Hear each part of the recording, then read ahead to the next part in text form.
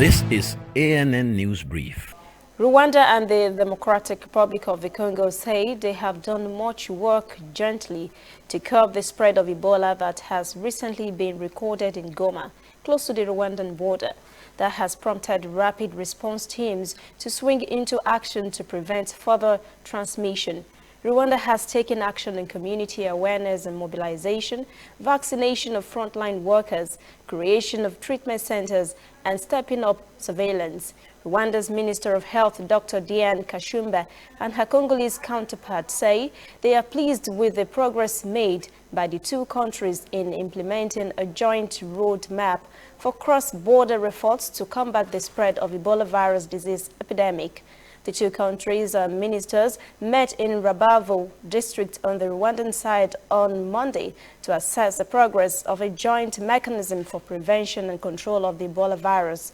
The World Health Organization said in July, the Ebola epidemic in DR Congo is a public health emergency of international concern and urged the international community to step up its efforts. Police in Pennsville City, Liberia say at least 30 children have died in a fire at an Islamic school. They say the blaze was caused by an electrical fault. Police spokesman Moses Carter said 2 survivors were taken to hospital and that the children were learning the Quran when the fire broke out. President George Weah said in a tweet his prayers go out to the families of the children that died in the fire.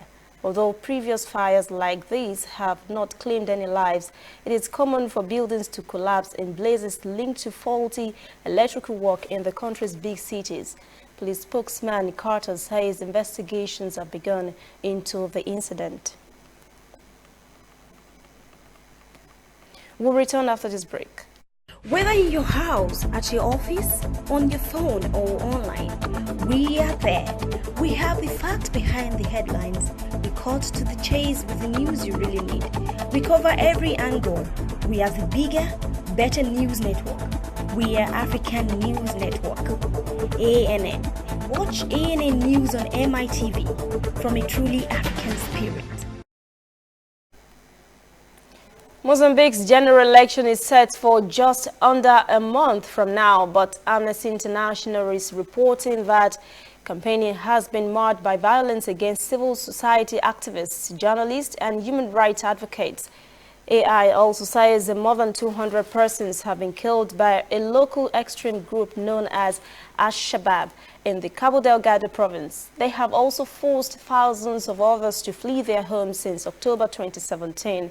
President and Frelimo presidential candidate Felipe Nyusi has been campaigning since Saturday in his homeland Cabo Delgado. In his campaign speeches in rallies at 7 districts, he has promised to end insurgent attacks. That's NN News Brief. For details on these and other breaking stories, visit our website, nnafrica.news. Conversation continues on our social media platforms, Twitter, Instagram, and Facebook at NN Africa TV. I'm Lucy Ademi.